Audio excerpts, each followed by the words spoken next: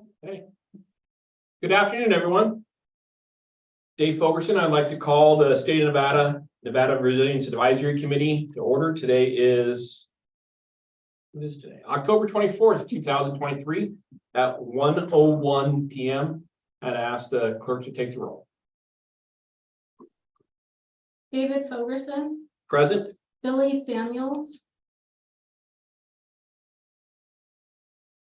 Kelly, you're a big part of the meeting. Bill, He's talking, but I can see you moving your lips. Mhm. I see you, Billy. Billy is here on screen. Andy Ancho. Present. Present. Thanks, Andy. Jason Andrus. present. Roy Anderson. Travis Anderson. Noah Boyer. Present. James Grizzly. Diana Clarkson.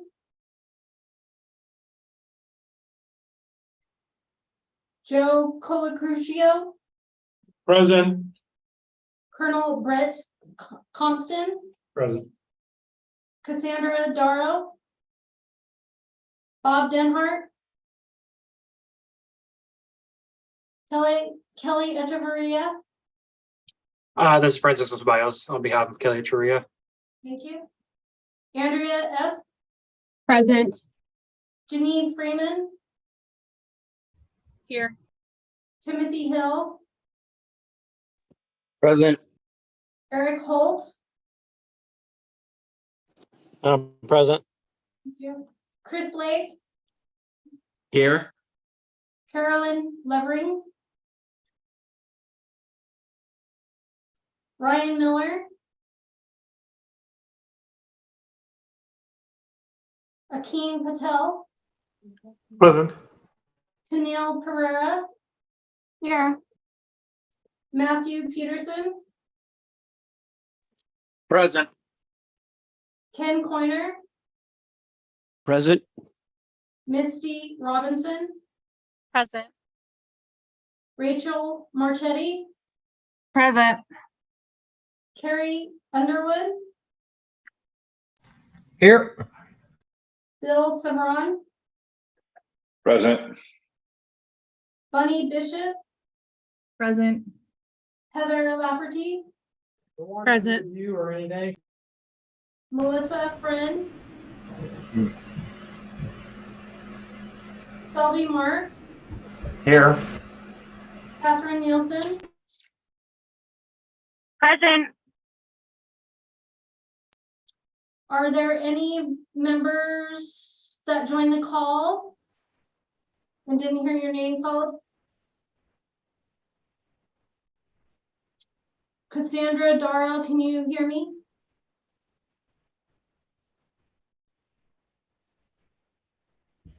Yes, ma'am, I can. Thank you. You are present. Perfect. Okay, we'll move to item number. Yeah, quorum. Thank you, ma'am. We'll move to item number 2. This is public comment for discussion only. No action may be taken upon a matter raised under the item of this agenda until the matter itself has been specifically included on the agenda as an item upon which action may be taken. Public comments may be limited to 3 minutes per person, discretion of the chair. Comments will not be restricted based upon viewpoint. To provide testimony during this period of public comment via telephone, please call in any time after 12:30 p.m. on the day of the meeting by dialing 1-669-219-2599. When prompted to provide the meeting ID number, please enter 686-738-8625 and then press pound or the hashtag. When prompted for a participant ID, please press pound or the hashtag. When asked to provide public comment, please press *6 to unmute your phone and *6 again when your comments are complete. Please be advised that YouTube stream will be approximately 60 to 90 seconds behind the live meeting. If you'd like to present public comment, please call in using the above number to hear the meeting live. And I'll open it up for any public comment. Dave, this is Billy Samuels. Can you hear me? Loud and clear, sir. Sorry. Thank you. Thank you. Any additional public comment in Zoom world?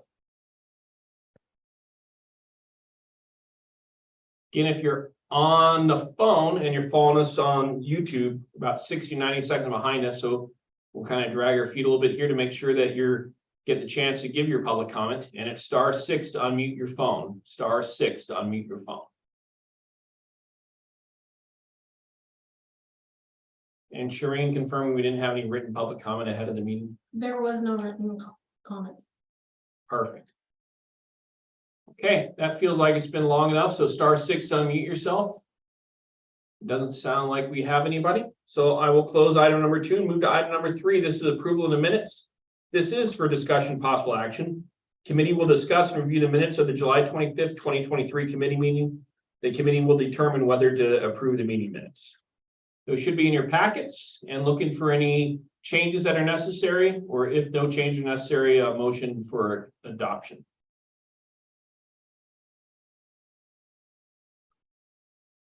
Dr. Freeman. Jeannie Freeman, for the record, I'd like to make a motion to approve the minutes from the July 25, 2023 Nevada Resiliency Advisory Committee meeting. We have a first, second. Is that Akeem? I will second. This is Akeem Patel. A first by Jeannie Freeman, a second by Akeem Patel. All in any discussion? All in favor, say aye. Aye. Aye. Aye. Aye. Any opposed, say nay. Motion carries. We move to item number 4. This is the Homeland Security Grant Program, HSGP grant process for 2024. This is for discussion and possible action. Chief Samuels and I will discuss with the committee possibility for the Homeland Security Grant Program process, including but not limited to definitions for recurring, new, and enhanced grant applications, whether to make all grant applications competitive nature, and a recommendation from the Urban Area Working Group regarding the grant process. Any committee vote will be sent as a recommendation to the state administrative agent for adoption. And if you recall, last meeting we had some discussions, and it was a follow-on discussion from the UASI meeting on what do we want to do next year. And I think that last meeting we all talked about starting with a clean slate and making all projects competitive. And then we wanted to limit the types of applications in the future years to 2, either a new program or, I can't remember, Billy, what we decided to call it. Was it enhanced or was it you want to Maintained. maintain? Chair, this is Billy Samuels. We did have our urban area working group meeting last week, and we discussed this exact thing again. And we are all still in agreement that all projects will be new starting for next year. And then moving forward, I would like to get maybe put in either our bylaws or some of our committee notes the definitions of maintain, new / enhanced, maybe with some timeframes on there as well. Again, we don't need to do that today nor anytime in the first half of next year, but we do need to get those definitions written down. And the other thing that we're going to do, Dave, is remove all cents. So not that we don't have any cents, but like pennies and dimes and nickels. We're rounding up to the nearest dollar, not to the nearest $100,000, to make sure that it's clarity when it comes to when we start tracking those numbers. It's confusing as the groups, but the UAG was all in favor of that. So that's how we're going to move forward, obviously with NRAC's, blessing and permission as well.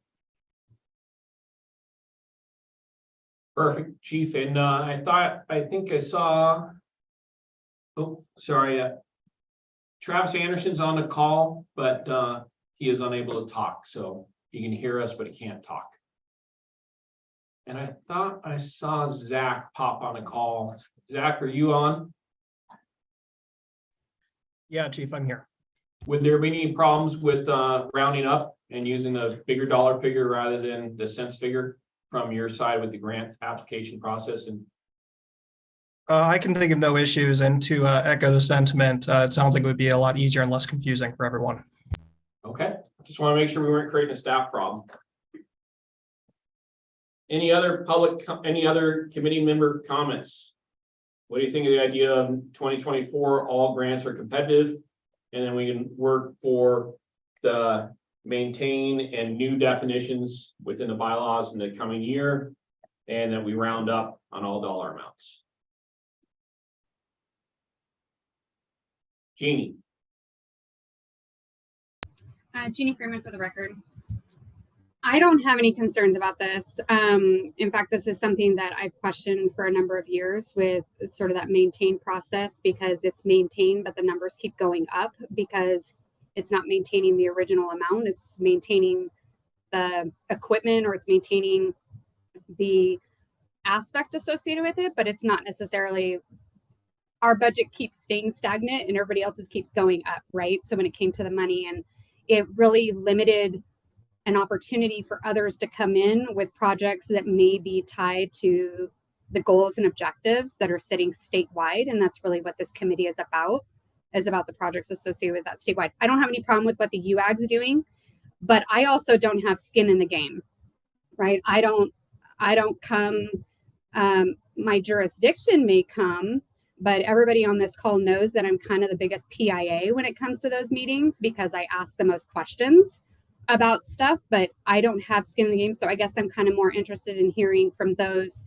who may have skin in the game. But this is about the UAG. The UAG, they're doing their process if it fits for them. I guess the only question I have for Chief Samuels is, was there any pushback or concern? And if there was, what was that concern? No, that's a fair question, Jeannie. This is Billy Samuels. When we had our initial meeting in Q3 for this year, Ms. Levering wasn't able to attend, so Michelle Faxon was there for her. This meeting, she was actually there, so I wanted to make sure all the main members have their voice opinion. Our UAG is 11 members, 11 voting members. There was actually no complaints, no pushback, and they all actually appreciated it moving forward. And they're actually looking at some of their LEPC/urban area working group memberships.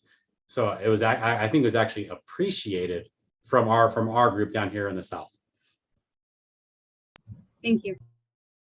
And a point of clarification there, as a state administrative agent, the UAG is a recommendation back to this body, which is a recommendation back to Billy and I. So both of those are advisory to Billy as urban area administrator and me as a state administrator.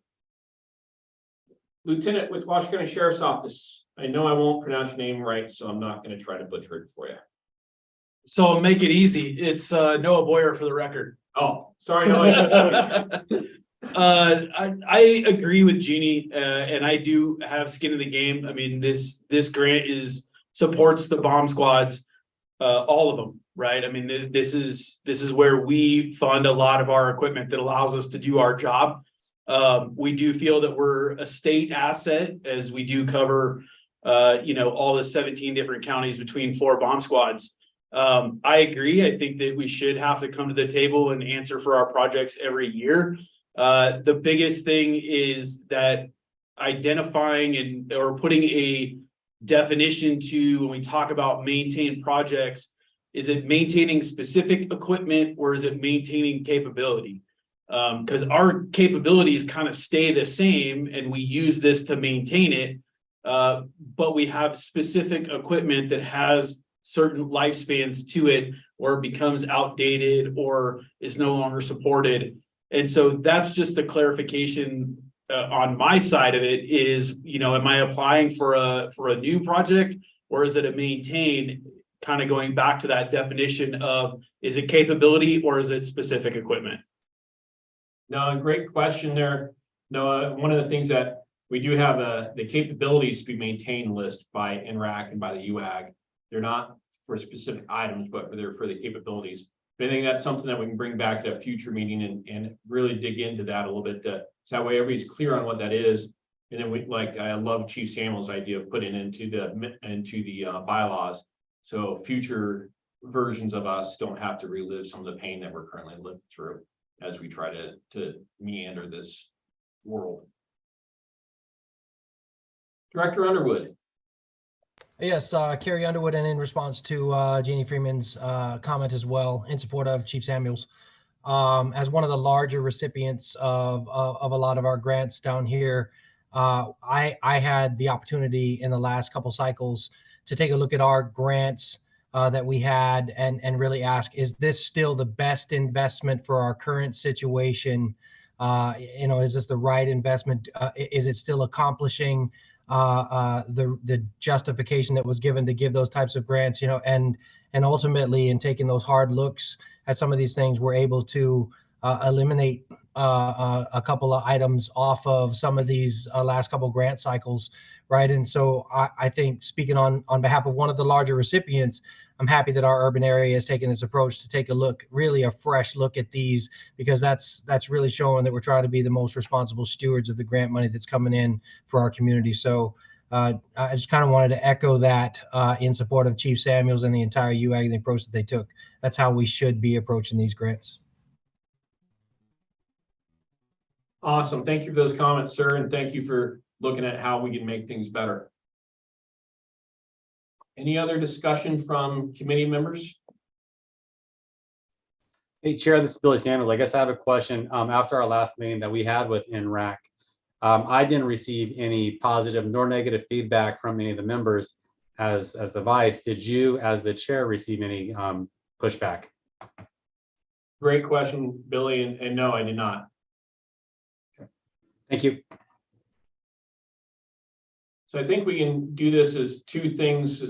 One, today we can maybe some can word a motion that in 2024, all projects will be competitive, and we will round up the nearest dollar. And then I think we kick the can down the road for a couple more meetings while we figure out how do we define maintain rather than trying to do that here today. Anybody willing to do a motion along those lines, or does anybody feel a strong need to define maintain today?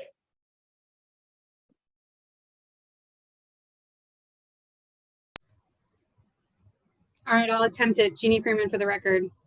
I'd like to make a motion for all HSGP grants for the starting in the 2024 year to be new projects, and to have us look at making a definition list related to maintain, new, and sustain at a future NRAC meeting. Did I succeed in that motion or not? We add probably one thing in there that all projects next year not only will be new, but let's include the word competitive. New and competitive, so noted.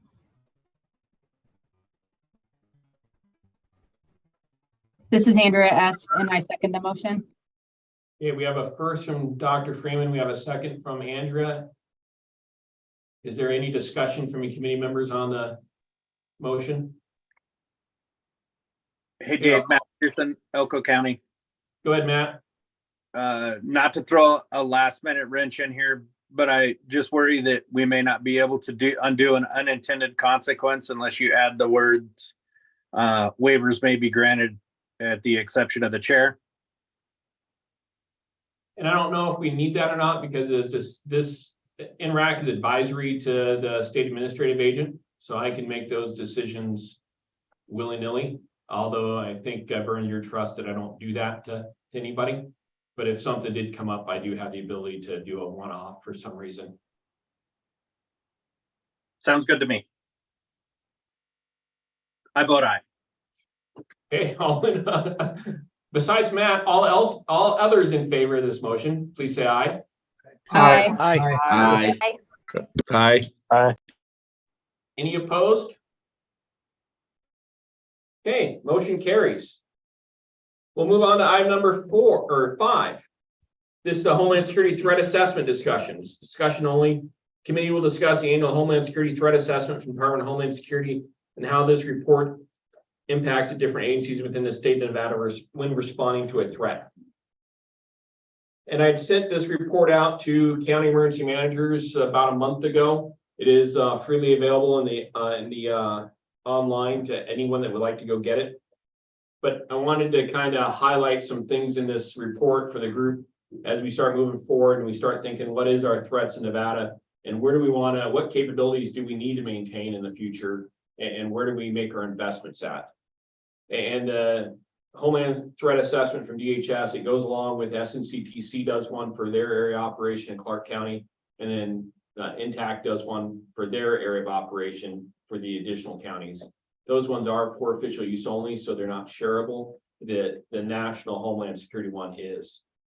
So some notes that I had on this document, I think we need to all keep in mind. I think some of this really hits home to our discussion on making all grants competitive and also the makeup of this group. Homeland Security is an enterprise. No one owns Homeland Security. No one can jump up and down and say that they are the director of Homeland Security.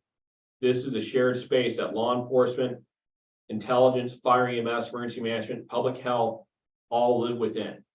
And we have to work together to make sure that we're doing the right things together. Each of us might have a different piece of that prevent, protect, respond, recover, and mitigate mission set that DHS comes out with. But it takes all of us incorporated together to make it work. And that's what I think the beauty of when Caleb Cage put together the NRAC. This really, to me, is a Homeland Security enterprise, and we represent everybody in all parts of it.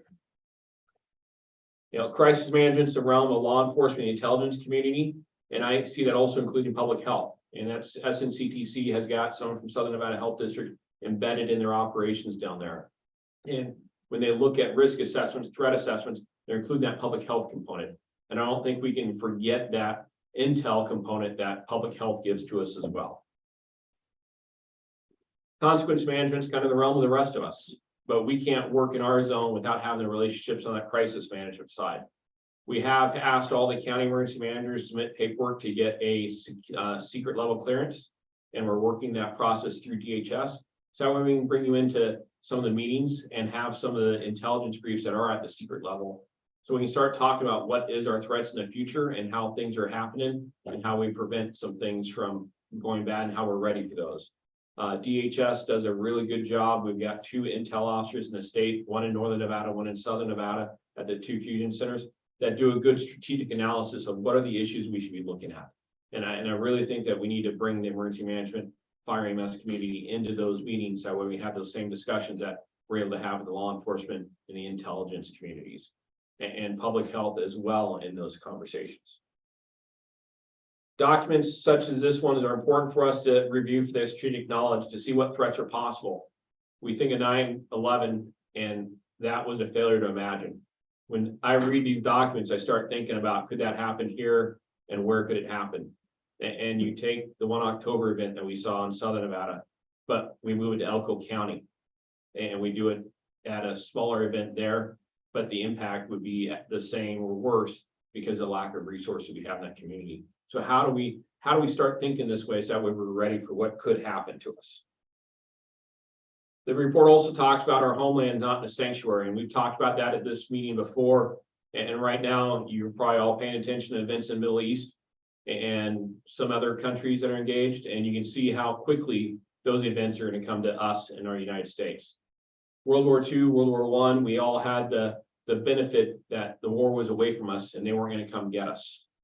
Now with the cyber threats and some of the other threats that we have, the homeland is no longer a sanctuary, and we must be prepared for that homeland defense mission as much as the homeland security mission. Cybersecurity, cybersecurity, cybersecurity. Just like homeland security, it's that broad brush landscape. We got to make sure we're all engaged in those conversations. No one owns that cybersecurity landscape, just like no one owns a homeland security landscape. We've got to be working together and seeing what we can do to make that better. Each of us has at least one role in that landscape to make sure that we're not clicking on the improper emails and we're not downloading viruses and we're doing good cyber hygiene. And then we have that other role that is within whatever our crisis management, consequence management part is for within the community. And I urge you guys to find this report, take a look at it. It's not that long, but we can't have a failure to imagine. We have to be thinking about what else could happen and be ready for that event. Think like the bad people that are trying to get us and figure out what that could be. So I look forward to if anybody wants to talk offline on this document or any of the other ones, love to have some conversations about how we make sure that we don't forget what we don't know yet to protect ourselves. And we'll open up for any questions or comments. We got Carrie, we got Selby, we got Keen, we got some pretty smart intel folks on the call that I kind of butchered maybe a report to dumb it down to the firefighter level for my understanding of it. But I'd love to hear if they've got any other comments on it.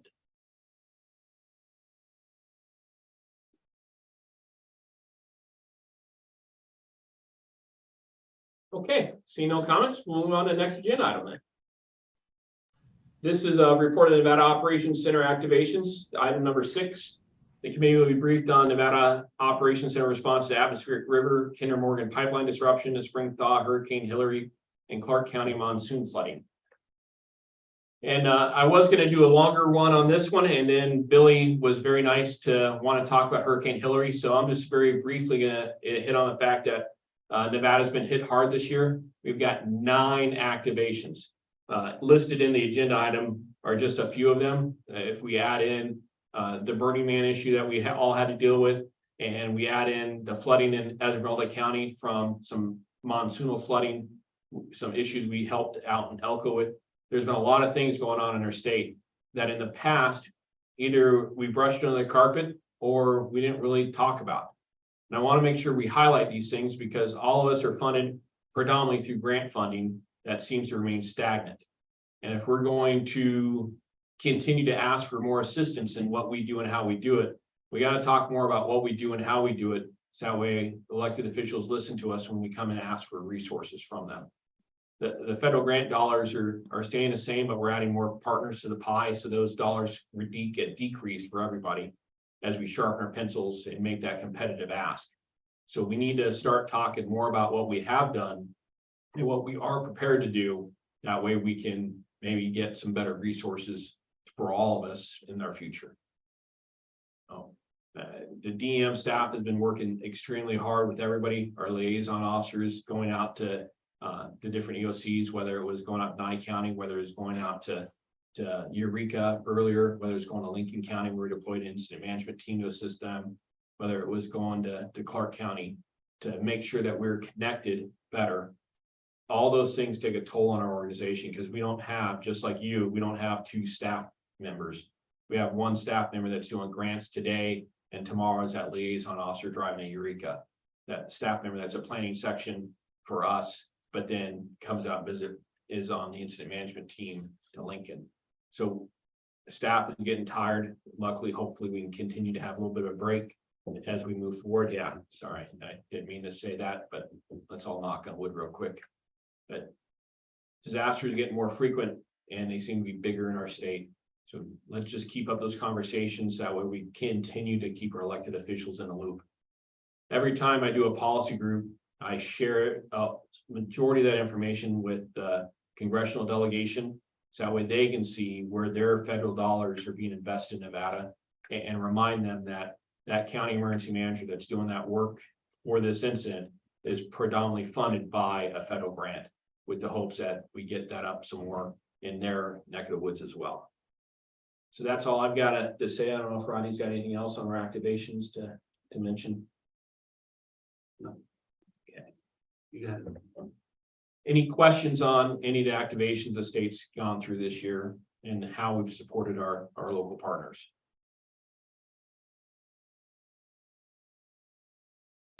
Okay. Jeannie Freeman for the record. I just want to say thank you to DEM. I know that the sharing of information that's coming out to everyone, even when those incidents are not directly impacting our jurisdiction, that is helpful.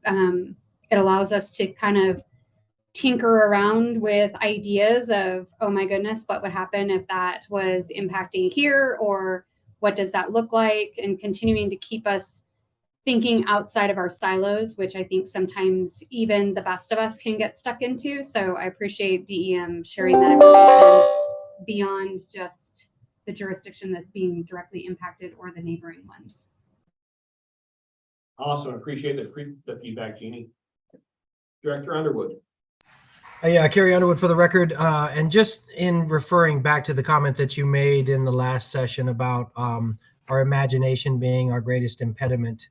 What I would like to comment about the natural hazards and just the depletion of our resources in dealing with some of these things here in the state this year is now imagine that it happened at the same time as the Israeli-Gaza conflict and mass gatherings are occurring in your city with a potential to flare up, or it happens now during your new Formula One event, which is extremely taxing on a lot of our local and state resources down here as we prepare for that first time event.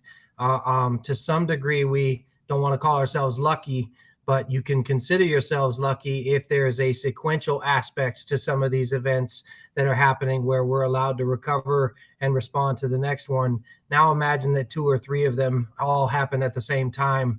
And those are the comments that we need to be having when we discuss these things and talk about our threats. And to your point about how this is all integrated and interrelated as a Homeland Security effort, because that's what we have to be planning for, preparing for, and building our capability for, not to respond to these things sequentially. Sure, words have not been spoken, sir. But if you remember back to the hurricane, we had California experienced a hurricane plus an earthquake at the same time. And then they had someone that was trying to attack their power grid. They were trying to take a target opportunity. Those issues can happen to us. There's a good thesis I actually sent to Colonel Compton this morning on planning for complex coordinated terrorist attacks. And I found it because that's one of the assessments that we used during the THIRAs that we all got to sit through the last few weeks. And it really struck me hard reading it that we have a hard time managing one big incident. Now imagine multiple big incidents all happening at the same time. And whether, like Director Underwood said, whether they're non-related and nefarious and not nefarious, but they just happen at the same time, we can't recover between the two events. Or if someone does take advantage of us with our pants down during another incident to take care of something, those are the things that we've got to be thinking about and be the doomsday prepper type folks thinking about what could go wrong and how do we make it better.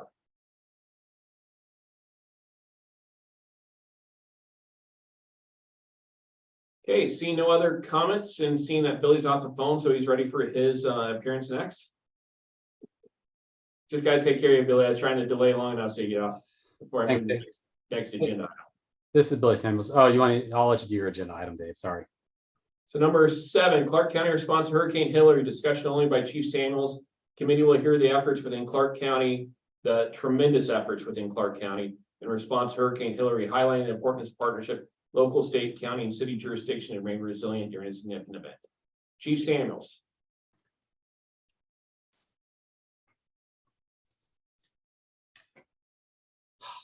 Hold on. This is an absolute mess. How are we looking, Dave? We can see your screen. I can't hear you. Can you hear me now? Yeah. Okay. Well, to be clear, I did not want to do this. Dave told me to do this. So I don't want Walker to think like I wanted to do this. So, but I will. I'm more than happy to. As you guys all know, earlier, this late summer during monsoon season, Clark County kind of took a beating. I was actually hoping that it was going to really destroy Mesquite and Moapa like it does every single year. However, it did not happen. So we're going to go through this slideshow real quick. The one thing I want to talk about, baseball fans. You got the ALCS and the NLCS going on right now. So 4 teams that no one has ever heard of are playing this year, so it's kind of weird. But there's 4 components of emergency management that we all know very, very well. We have to mitigate, prepare, respond, and recover. Sometimes you hit for the cycle, and sometimes you strike out. Clark County has been striking out a lot, which it is what it is. We get it. We're okay with that. It's just frustrating at times when we're going through it. So with Hurricane Hillary, we do the same thing that we always do. We prepare, we set a time frame, we make decisions based on those 2 things in front of us. And then sometimes we still end up with a declaration. This declaration was not made in a silo. It was made unilaterally. It was made with all of our policy stakeholders. When it comes to this type of incident, and it also goes up to the governor's office. One thing that I do appreciate with the collaboration between Clark County and NDEM and the governor's office is that we do these declarations usually concurrent with one another to ensure that we're not sidestepping or working outside of tune, and making sure that the communities know that we are partners in this, and we can look really, really good or we can look really, really bad. Either way, we're going to do it together. This is our declaration. This is on August 20th of this year. It's weird. It was on a Sunday. I do vouch that I don't work on Sundays. However, sometimes my bosses tell me I have to, and so I do. And that's okay. Again, you guys have all seen these. We all work with declarations on a daily basis. But partnership, this is where we got to kind of talk about, and the focus on this whole presentation is how we do what we have. As the screen depicts, it's WHAM, that's the incident. The first responders go and they do their things. They're really good at their jobs. But when it goes into long operational periods, that's when all of us have to come into play. We do unified command. They do the tactics and strategies, pushes up to our docs or EOCs, depending on how big the operation is. Again, I think most people have heard once across those jurisdictional lines, the MAC gets involved. Once it's multiple departments within inside of the county, I'll get involved, even if it's incorporated cities that are outside of the county that don't even affect the county, but they're vying for resources. Obviously, the MAC will get involved. Once we do those coordination groups, the MAC works simultaneously, at least ours down here does, with policy. Policy can be any of the stakeholders that are in play. I usually have two different types of policy. I have the regional policy that incorporates just all the partners, whether it's Metro, the school district, a health district, utility companies, and that sort. But then I also have county policy, which is all my county leadership, county commissioners, depending on which jurisdiction it is in, and the executive staff of the county. Once, obviously, I can't handle the incident, I send the request up to the state. DEM and the duty officer, they put that forth, that request. If they can handle it, great. If not, they send it over to the feds. In this instance, we saw the storm coming. So we put the request in, I believe it was like on Friday, the 18th, we put the request in for the Nevada National Guard to bring some of those high water vehicles down to the south. And they did. Again, it was awesome. But some of the agencies that actually helped us in this instance, I wrote them down so I didn't forget, which are like Public Works, our communications, our DA, because my DA always reads all my letters that I have to write before I send them out. Sam Laddish can attest to that. That's lawyer talk. All the agencies, LVMPD, RTC, the incorporated cities, that's Las Vegas, Northtown, Henderson, Mesquite, Boulder City, Moapa District, and then the rurals. Privates were my utilities, Nevada Energy, Southwest Gas, Water Rec, and the Water Authority. We all work hand in hand together when it comes as far as my ESF 12. And then the state with Nevada Division of Emergency Management and Nevada National Guard. And then on the federal side, my FEMA PDA, that's a not public display of affection. That's preliminary disaster assessment. The survey 1, 2, 3 side, which I think we still need, Dave, as a group to define and configure what that looks like for all of our operations. And then Nevada Task Force 1. So those are the partners that assisted me down here during Hurricane Hillary. So location. I think that's none of us are in private. Well, most of us are not in private sector, and a lot of us don't care about location, unless it's a substation for a police department, whether it's a fire station to make sure we meet our response times. However, this looks pretty good down here in Southern Nevada at one of our fire stations, which we send out a lot of applications that day to the Guard. So the Guard might be losing some people to Clark County Fire, which is okay. But this was down here when Mount Charleston's took a shellacking on that Monday, the 21st, around 3:30 in the morning. So again, right equipment, wrong spot. So I added some photographs of what Mount Charleston looked like. This is on the 21st of August, so we ended up there that day. That Connex box on the left, that was definitely not there on that flood channel. The undermining, that's one of our elementary school. That's the only elementary school up there. The undermining that occurred to that. When you look to the right, that basketball court, Chief Ferguson was dunking on that without even jumping after he came up there to do some of the assessments later. So that's how much rock pile was there. That's our volunteer fire station, and that's the volunteer fire station owned by the Mount Charleston Fire Protection District. That is rock up to the window on the far left, and then on the far right, that's Commissioner Gibson standing underneath that breezeway that's on the left. That's that rock pile. He's not that tall of a man, so for his head to be hitting the I-beams coming through that porte-cochere area is pretty impressive. We had about 11 of these types of things up on that Mount Charleston. So what's pretty weird about Mount Charleston and these roads? That right there is Nevada Department of Transportation road. Most of the roads around there are NDOTs, which means Clark County can't do any of the work. Clark County can't assess it. Clark County can't protect it. A lot of the property that was affected started on United States Forest Service land. However, when it occurs there, the private meaning county on that side can't go up to the Forest Service and do any work. So there's a lot of different configurations from the Forest Service, Bureau of Land Management. We don't even call them easements up there. We call them special permit use for Nevada Energy, the Southern Nevada Water Authority. And then some of the cabins that we have on for the Spring Mountain Youth Camp and some at Camp Lee. There's some private sectors up there that are on county land that are under county jurisdiction, but owned by the Forest Service and ran by county departments. Lee Canyon is one of those. That's a huge ski resort for some of those up north that don't understand.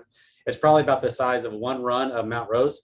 Other than that, that's the spectacularness of it. But that's private land, private ownership on United States Forest Service land. Again, this was a kind of a mess. So during this time period, we had Nevada Task Force 1. They were actually deployed up to Maui for their incident. So we were looking at resources and how we can do some of this PDA, which we do Survey 1, 2, 3 with the Nevada Task Force on a daily basis. That's actually called a ServComp is what they use for that. One of the things that I do want to go back to on that location with that high water vehicle, even though they weren't up in the mountain, the assistant chief for the Mount Charleston Fire Protection District made a phone call to me at 3:30 in the morning requesting those resources to be brought up. That just it shows the collaboration that we all pay attention to what everyone else has going on in the respective departments and divisions and districts, because you don't know when you're going to need it. I'm glad he was a heads up kid paying attention to that, so he did make that phone call. And we had a battalion chief that we actually staffed in our combined communication center, which is our dispatch, to help with that. Again, so going over to Nevada Task Force 1, they were great for doing some of those survey assessments. A lot of times that's our building department and Parks and Rec will go do some of our work for us. The topography and terrain was a little bit different up on the mountain. So we did resort to Nevada Task Force 1. We got with our own GIS to ensure that this was the correct attitude that we need to go with. One of the shout outs that we have to go to is the Las Vegas Metropolitan Police Department. And don't tell Kerry Underwood I'm giving him props now, but their TAS, that's their basically their drone and security system platform that they have. They fly the drones routes for us. I use them on any 2 alarms or greater. They'll come out, fly us for us. They'll show us our hotspots. Anytime we have any types of flooding, they'll get in the air if their air support's not up with their rotaries. But then I brought them up to Mount Charleston to fly some routes for me for the topography change and some of the areas that we couldn't get to get that bird's eye view approach. We then sent a request into the United States Army Corps of Engineers to assist us with some of our data and survey collections when it comes to how we're going to handle that mess up there. They asked if we had any footage, and thankfully to LVMPD and the partnerships that we do have with them, we were able to submit them video and still shots. So that was pretty impressive on their part. So again, try to keep it quiet, but Kerry's team did a good job again. Regional flood. So let me see if I can get this to pull up for you guys. So here's the good and bad thing. I don't know if your districts have this, and if not, maybe talk to them about this kind of stuff. But what we do is, so that later that week, as you guys all know, Hillary kind of tricked us. The Mount Charleston took a beating, but then the next week we had some of our basins that were getting ready to overflow. I was up in Wyoming when this occurred. The fire chief had me do a meeting at 8 p.m. on a Friday night. And then he said, Samuels, do another one at midnight. Well, I don't know about any of you, but if you've never tried to schedule a meeting at midnight, you have to go to the next day and work your way backwards. So for about 5 minutes, I'm trying to figure out how to make a stupid meeting at midnight. And then the fire chief finally says, why don't you just make it for 11:59? And I said, well, chief, I follow direction very well, you can see. I did it at midnight. But these rain gauges, these pink dots, oops, let me go back to, I'm sorry, I apologize, water levels. They give you your water levels of all of our detention basins. So these turquoise dots give us our basins or our amounts of water. The one of concern was, let me get to it. This Tropicana detention basin right here. If I'm circling, you guys can see it. Anything that hits 38 feet, it starts to overflow. Clark County Public Works and our regional flood control district are the ones that monitor those. They said, hey, if this ever gets to 32 feet, you need to start evacuations. Well, we have to start evacuating Allegiant Stadium and everything to the northeast of this basin.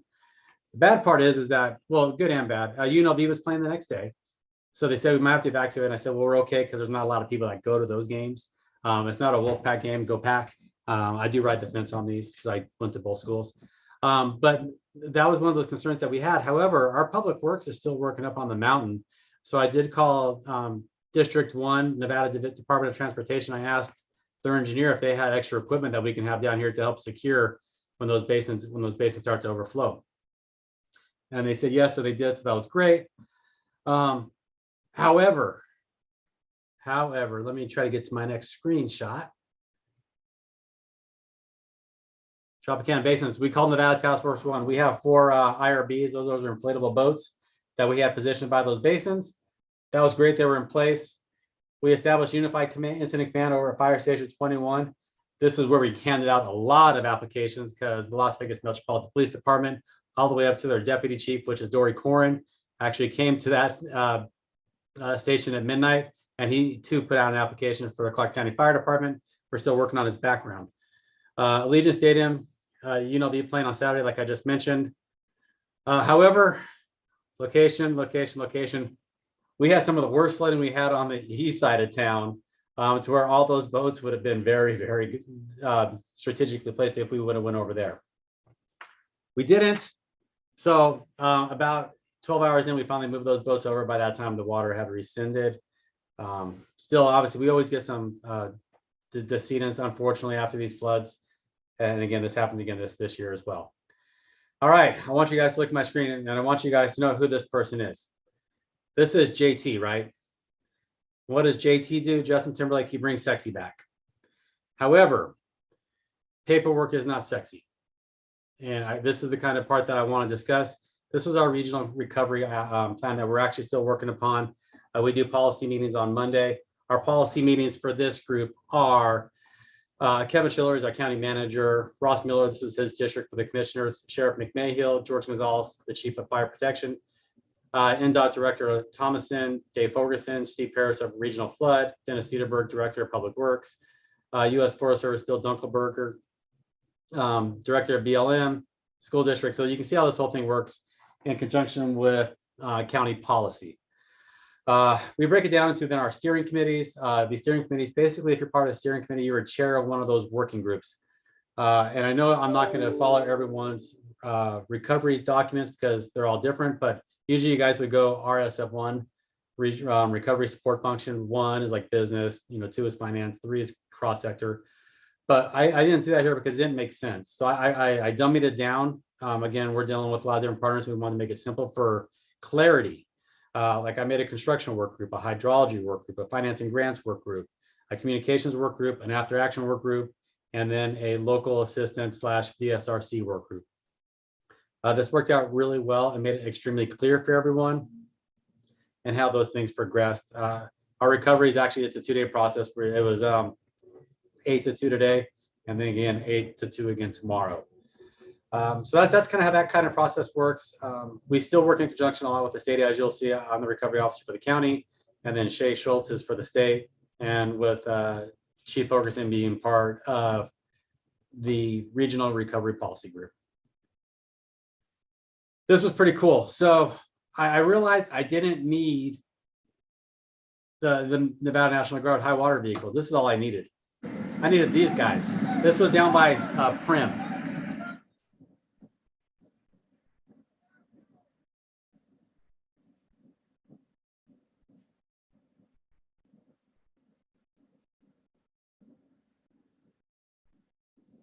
Big truck coming through.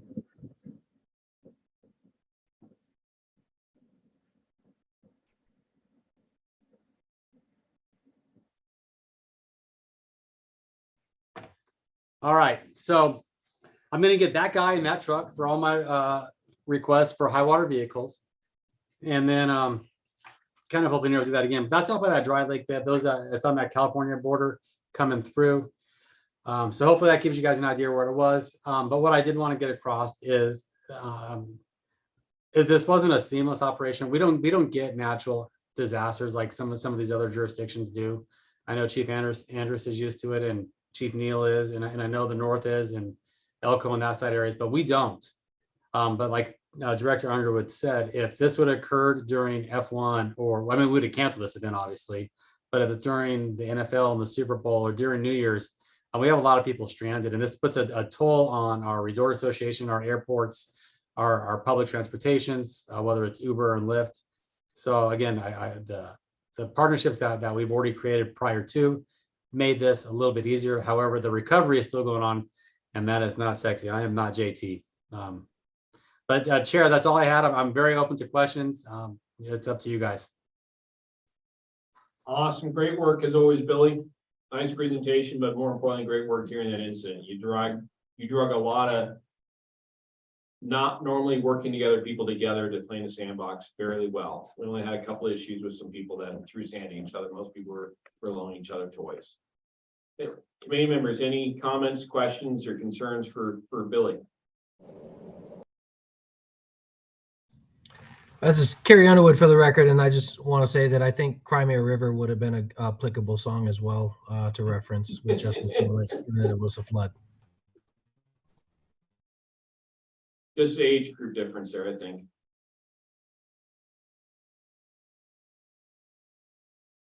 Okay, hearing no other questions, Billy, thanks for the presentation. Thanks for the great work that everyone in Clark did, and Nye County too, because you also involved, you kind of didn't mention this, but we're kind of doing regional calls with Clark and Nye to make sure, where that storm hit. And because there's some areas of your community that can only be accessed by those folks over there. That was great seeing that cross-border communication and coordination.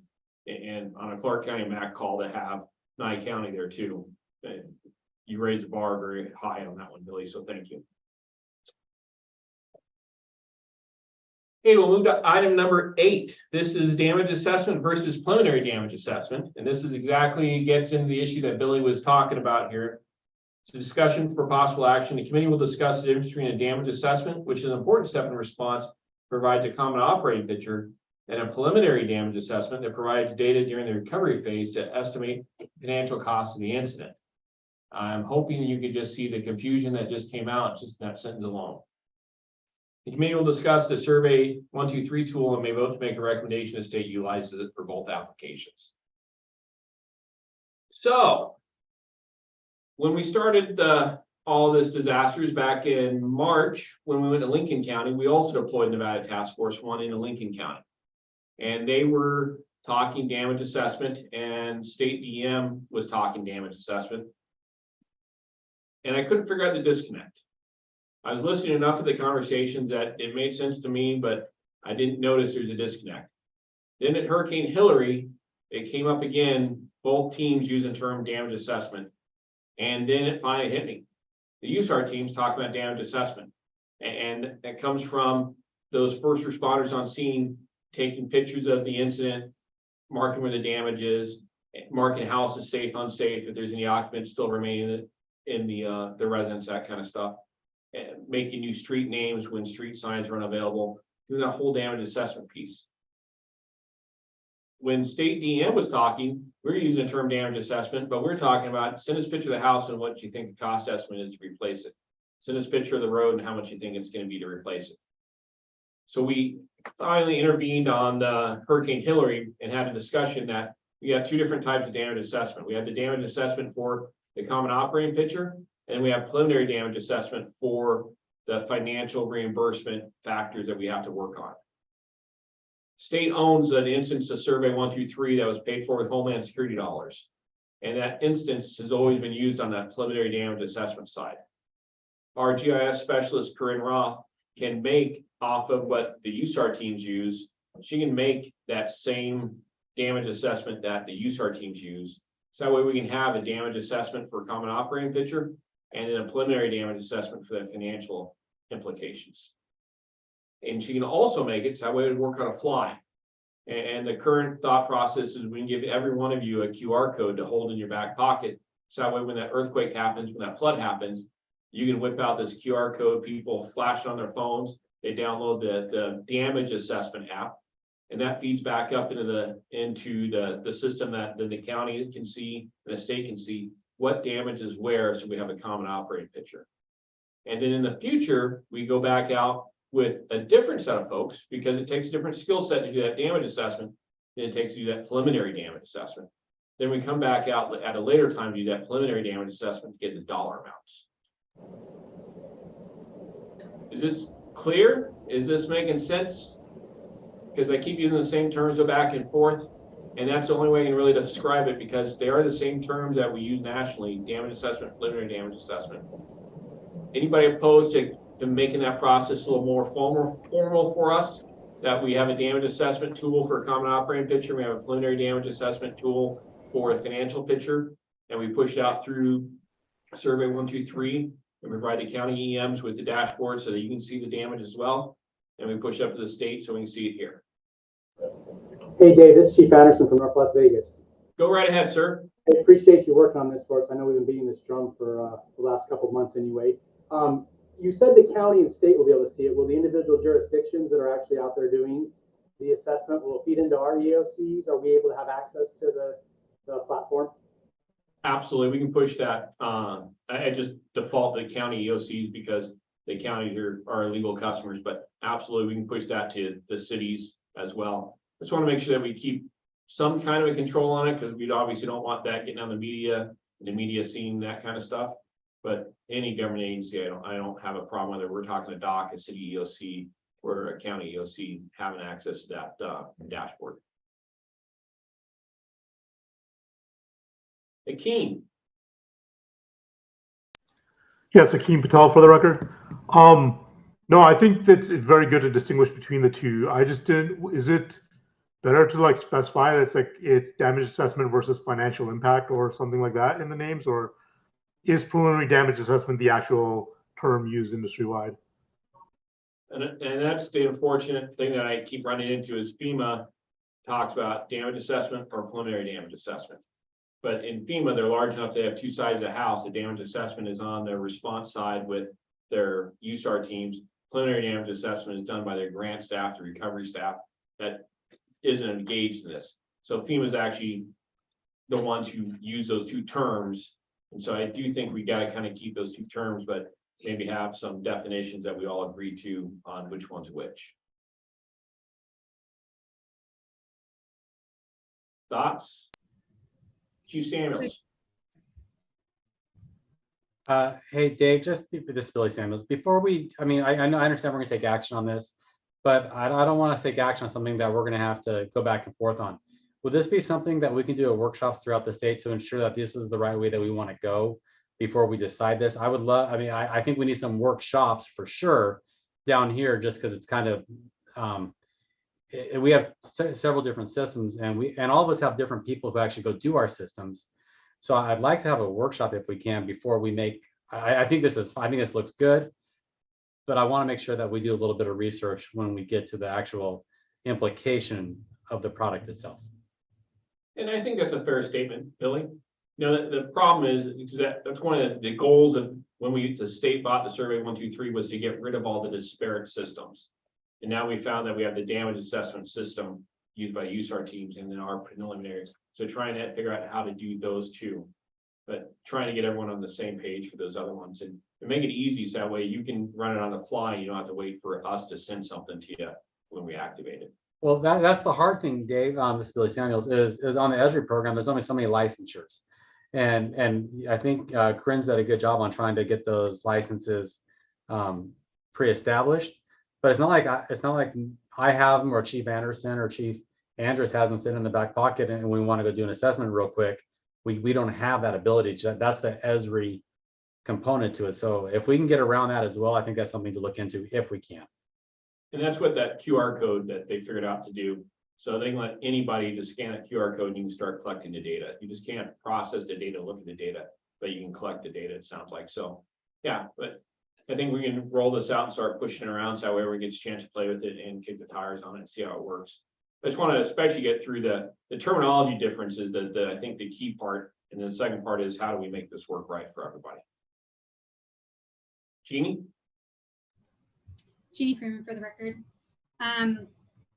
With this, because there's different types of individuals in different positions that touch these different assessments, we'll just call them that. I think that when the workshops go into place or the trainings go into place, that there's also that it crosses beyond just the EM. So the EM probably understands that terminology. They're probably more likely they interact with those terms more frequently than the fiscal end. So I think that making sure that it's coming out and is workshopped or trained through the fiscal component as well as the EM component. And then hopefully the EM and fiscal are working hand in hand, but I know that that doesn't always happen. especially if they're not in the same environment at the same time when that kind of stuff is going on. So if it could just make sure that it's trained through that, and maybe even when that little QR code is used and it's in a back pocket kind of thing, when somebody scans it, maybe there's just like a little check question. Are you doing this for a fiscal piece? Or are you doing this for something else? And, make sure that they're picking the right one, because there's nothing more frustrating. I'm sure there's a lot of things more frustrating, but I'm sure for an emergency manager, for somebody to go and do an assessment and have them do it on the wrong form, and then they got to go back and do it again, that can be incredibly frustrating for that process. So if there's any kind of just little reminder about what they are, that can also be helpful. No, good point there, Jeannie. And I think the key part is we wouldn't send out a QR code for the preliminary damage assessment, because that's done after or a little into the incident. And that's got to be coordinated between the state and the locals and an official process to count all that data. The QR code that I have envisioned that we would be sharing would be the ones for the true damage assessment. So you get fire, law, public works out there doing the true damage assessment piece of it. And the preliminary damage assessment comes later on once we're in a coordinated effort. So Jeannie Freeman, for the record, with all the terminology that FEMA has been able to come up with over the years and all the acronyms, we couldn't call them two different things. We had to make their name that close together. Yep. Copy. And John Backendall, the new Carson City Emergency Manager. You're on the air. Go ahead, sir. That's Deputy Emergency Manager. This is John Backendall from Carson City. So we spoke this week, the quads got together and we got some presentations from Corinne on the software and making things easier, more effective and efficient. My only concern is going back to what we were told in Elko last year by Matt and Lee is quit buying me trailers. At some point, I'm going to need a truck. And that's where I see all these applications going. We already have WebEOC, the quad, quasi-quad with Washoe County using Perimeter. There's the Survey 123. Now we're adding another tool. All of these things are requiring different information for different reasons and giving different outputs. At some point, we have to come up with a unified tool that has all of the stuff we need in there to start the incident and end the recovery process through PDA and recovery and reimbursement. I don't think the continuing process of putting Band-Aids on things is the answer in the long run. Looked at both pieces of software, they're both great, and I know it's our biggest failure. So I truly appreciate the efforts. I think we just got to think long game in this as well, and how are we going to close the loop with a single program from start to end. And I couldn't disagree with you there, John. There just isn't one on the market for it with all the different things that factor into it. Because with especially the ASBRE, the Survey 123 tool, the damage assessment can then also be rolled up to FEMA for them to use within at the NOC, the National Operations Center that we do with the USAR teams. And it's already a proven part of that. But technology is what kills us, because exactly what you said is right. We have so many different disparate systems, but no one's built the good one yet that I've seen that fixes all our problems. But point very well taken. Billy. Hey, Dave, this is Billy Samuel. So one thing that we did do down here in Clark, and we actually just did it, and it was just circumstance. We do have a QR system on Javari in our WebEOC, but we actually use the same thing for sign in and sign out anytime you report to the MAC or any other jurisdictional EOCs. It does not take the place of you actually doing your own 214s, but it is a sign in and sign out. However, we have the ability to push a QR code to the general public to where they can go do that. We did not buy the program for that purpose. It just happened to come with the upgraded feature that we just purchased. So I think most people here use WebEOC. That might be something that we can maybe look at as a state, Dave. The QR code, sign in, sign out, that comes with the additional features. It also comes with additional features that build in your ISPs, IAPs, and documentation, and all those ICS forms. So something that, again, this group can take a look at, see if it benefits them, and maybe that's something at the state. I agree. I think we need a collaborative effort when it comes to the product we use, because that would have been a mess if we're trying to do something down here and then we send it to the state for FEMA reimbursement if they're not talking the same language. So again, maybe something that you guys can look at as well, sir. Absolutely, we can take a look at that. And the WebEOC just doesn't have the ability to do the damage assessment and preliminary damage assessment that Survey 123 does. So I think, Dave, I think it does now. You just have to get the upgraded version. When you come down again, maybe we can just kind of look at it, or we can get a talk show with the WebEOC components, those data guys. And our other problem is most counties don't use WebEOC because they don't have a big enough system to use it. I mean, John Bacchanal is a shop of one, along with all the other quads and all the other rural counties. So, and then through COVID, we saw some issues with trying to let counties access the state WebEOC instance and put data into it. And then we had some corruption issues that they had to deal with. So there's good and bad there, but it's worth looking into to see if there is a way that we can tie Survey 123 into WebEOC and how we make that all work more user-friendly for everybody. There's got to be a solution someplace. I just haven't seen a good one yet, but we got to keep looking for it. Jeannie Freeman for the record. Chief, when we look at different IT things anymore, at least in our jurisdiction and with our agencies, we don't have the ability to just accept something without running it through our IT. And different IT departments and different entities have different restrictions and different things that they're looking at. And even if they're all looking at the same IT report, they interpret the IT report differently. And so, you know, when we talk about things, I know the big thing right now is like FIPS compliance, you know, and those types of things. And so it's just kind of one of those items that if it's a direction that the state's going, there may be hindrances to jurisdictions using it that are not at the hindrance of emergency management as much as it may be at the hindrance of their IT. Making those decisions and those calls. So just being cognizant of that and being aware of that sometimes it may be that there's multiple systems and multiple programs out there because that's what the jurisdiction's IT is willing or to approve, just to keep that in mind.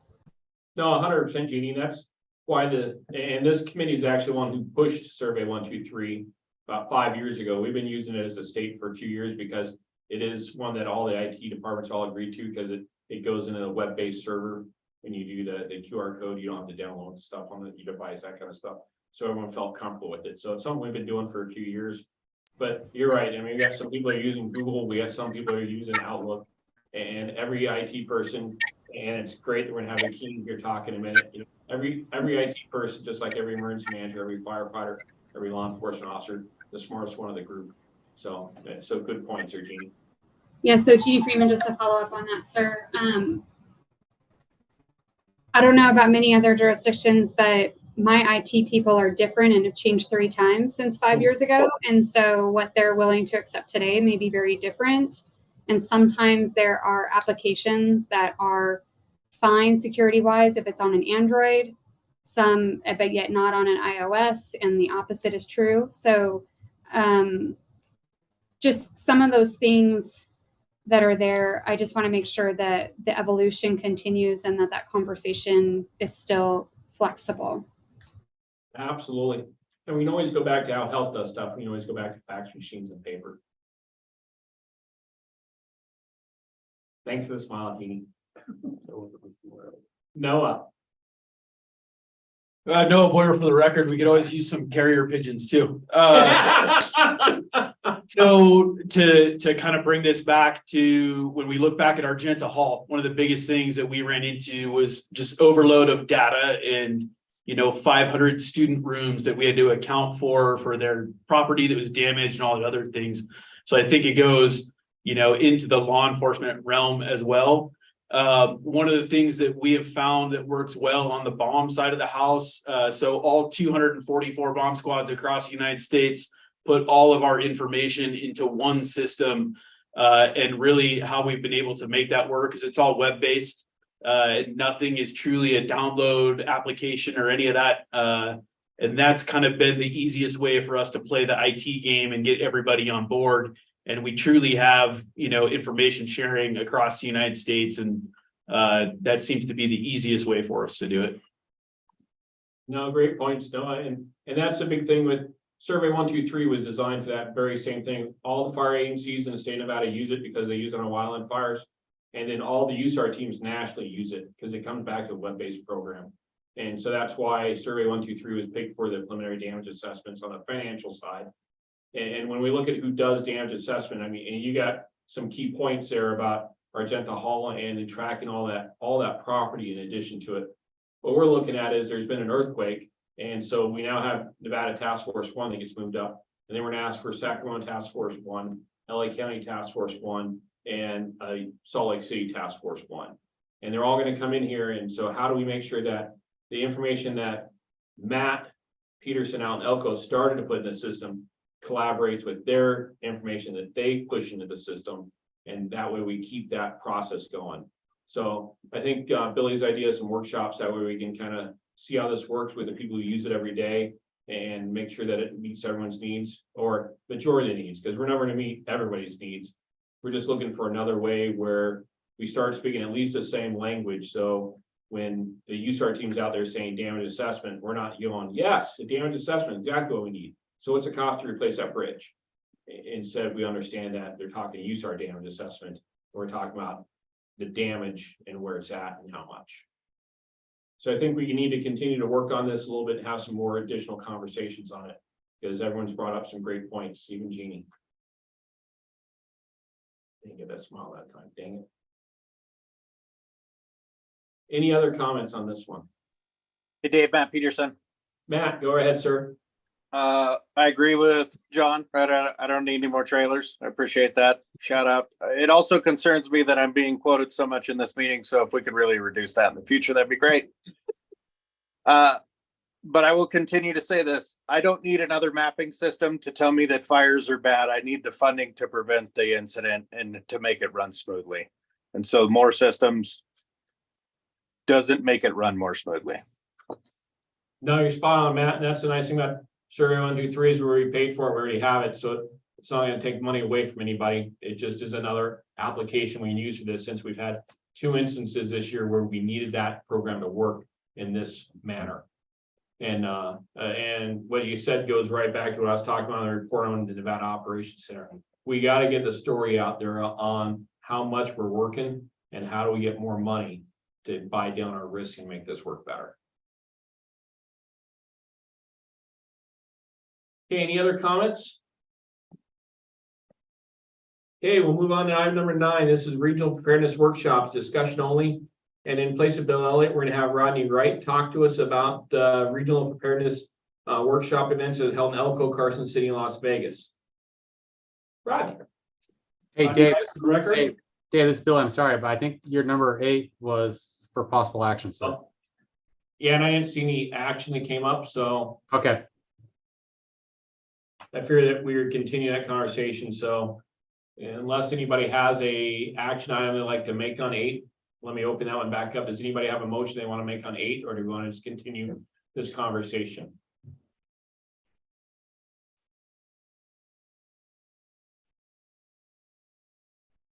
Okay, seeing no motion, we'll continue that conversation. We'll keep moving forward, and we'll move to item number 9 on the regional preparedness workshops.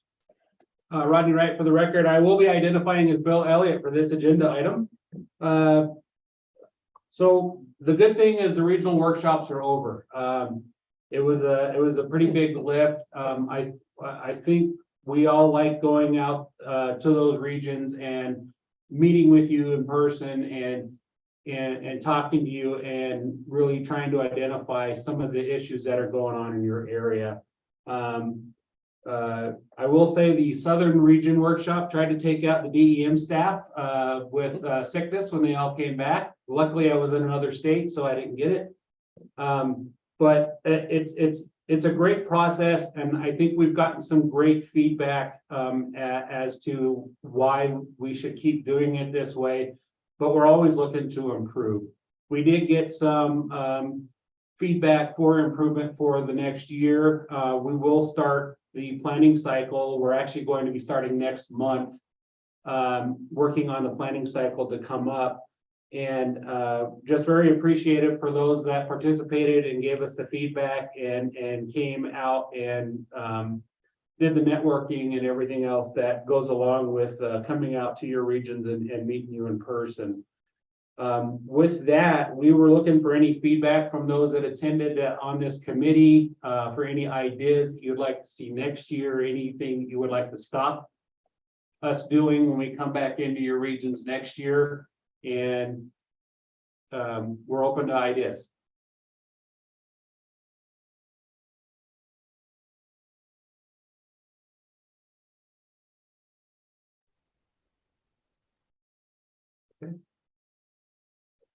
Okay, see no comments from anybody. Make sure if you do have anything, get it to Rodney or to Bill, so that way we can make sure that next year is better than this year. Move on to item number 10. This is the grant status report discussion only. Susan is unable to make it with us. She's at a conference in Washington, D.C. talking to DHS on grant dollars today. So the committee is going to receive quarterly update grant reports to outline the spending status of the EMPG, Homeland Security Grant, and the Emergency Preparedness Working Group. Committee will also be briefed on the status of current and expected grants. So in your package, you do have the report on all the grants. And especially as we start looking at making next year's competitive, this is a good chance for all the committee members to review what is currently on the market out there that people have money for and see what they're spending, how much they've spent, and how well they're doing stuff. I would like to attract everyone's attention to the last 3 pages of the report, where it has the 30-day late quarterly reporting synopsises. You're going to see the Division of Emergency Management names in here a lot. That really didn't make me feel good when I got this report last week. And that didn't make maybe the new deputy administrator and our chief financial officer feel that great after my conversation with them, because I feel it's very inappropriate that we have failed to do our paperwork on our own grant processes. And so I set a new leader's intent for them. So we won't be seeing our names in here in the future, because we will be getting not on the 30-day nasty notes, because we're going to be doing what we're supposed to be doing. So I want to highlight that while we hold you accountable, I hold ourselves accountable as well. And I was disappointed at how many different places our name did pop up on the 30-day late reporting. So this report you get every quarter. I'd encourage you to take a look through it and see the different funding streams that we do have to offer and how people are using them. And then we can continue to have those conversations about next year when we start looking at what is competitive, what is not. And I'll take any questions if you have them.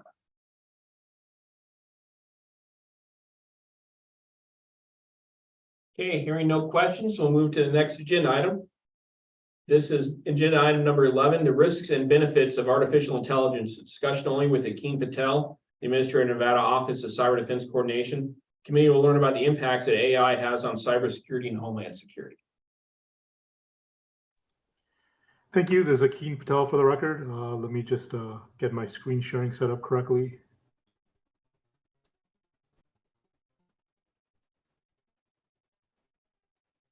I hope you all can see that. It's a green screen, right? That's exactly what it should be. I don't know if you're expecting anything else, but that's not what you're getting. We can all see right. My name is Akeem Patel. I'm the head of the Office of Cyber Defense Coordination, and I've been asked to give a brief introduction on current AI technologies, how they work, and how they can impact us, and how we can make use of them effectively. So real quick, the definition of AI as it's used currently is that artificial intelligence is the simulation of human intelligence processes by machines, especially computer systems. I think we can all kind of acknowledge that computers are terribly unintuitive, kind of a pain, and should never have been invented, but they're really useful tools. And there's a lot of desire in making them easier to use and more functional to use. And AI is just kind of the latest in that effort. It's a desire to make computer interfaces way more functional and way more easier to use with the way human minds think. Being able to make a human request and get a functional answer. And that's all it really is the simulation of how a human would respond to a question.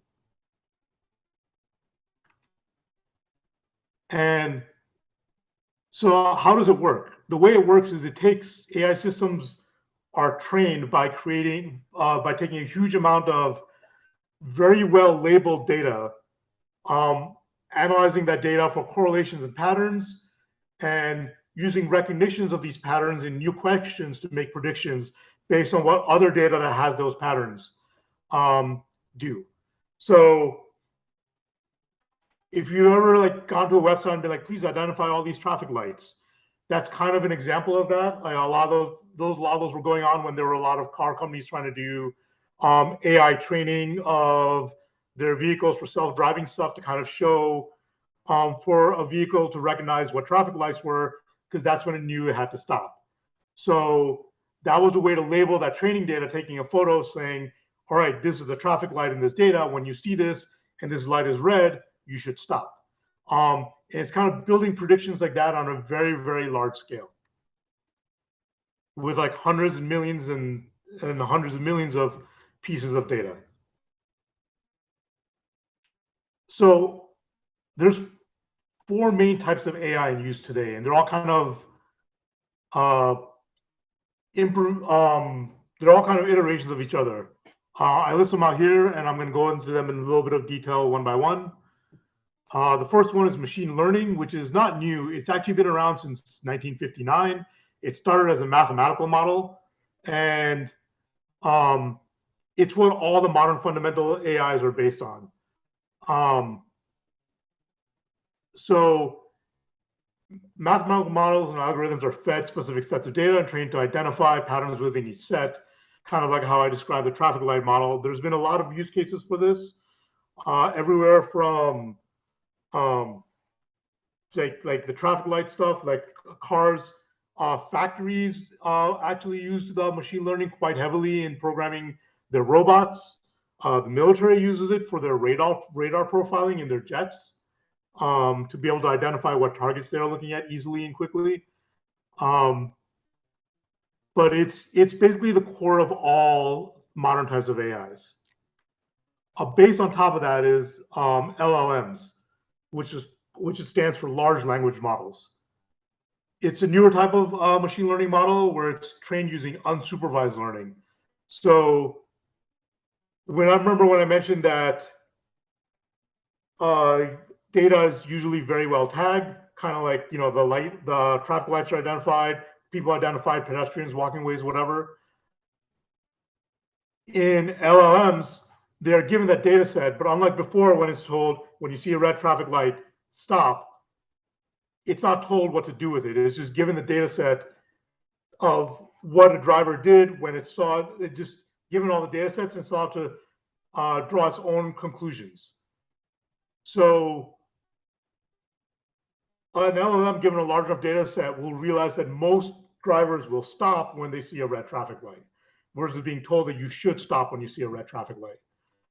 There's a lot of value in training on AI this way, even though it's significantly harder and requires a lot more data set and a lot more computing time, in that the AI, through its correlations, can develop a lot of insights not immediately obvious to the developers of the model, because the AI will notice a lot of like very tiny, minute amounts of data that the developer may not have thought of. Right? It's not limited to the one instruction you got. The AI is kind of told, here's all the habits, learn how to emulate those habits effectively. Going on from there is the idea of a generative AI, which is kind of and the development of these is kind of when AI first started making the news very regularly. A generative AI is a large language model that's capable of taking the connections that it's made and using it to generate content, like it's generate text, generating video or audio. A few years ago, we started seeing these on the news under the term deep fakes, because you'd be able to take a lot of recordings of someone and be able to like emulate their speech pattern and then generate more content based on their speech pattern and their voice.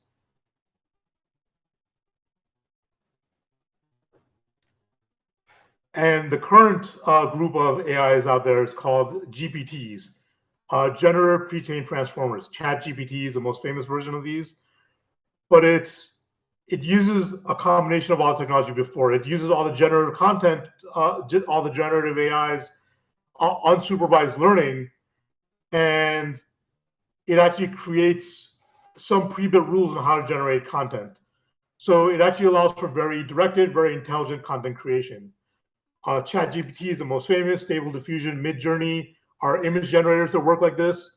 These are all tools that fall into the GPT category. And the reason they are really powerful is because they are kind of told, your job is to generate images, or your job is to generate text, and this is the data you use to generate your text. And it kind of gives it a very, very directed form of freeform generation, which gives you very powerful tools that are kind of what brought AI to the forefront and actually functional and usable across most industries. So there is a lot of good to this. Details aren't missed. Like a great example of this in the medical industry, a lot of medical records get fed to AIs trained on medical systems, and they're very good at diagnosing certain cancers and medical issues given a good enough data set on the patient that most doctors miss because they look at more than just what comes out of the CRT scan or out of specific other scans.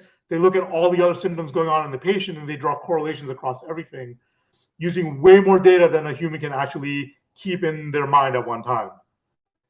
And that's because they're very good at reducing time for very data heavy tasks.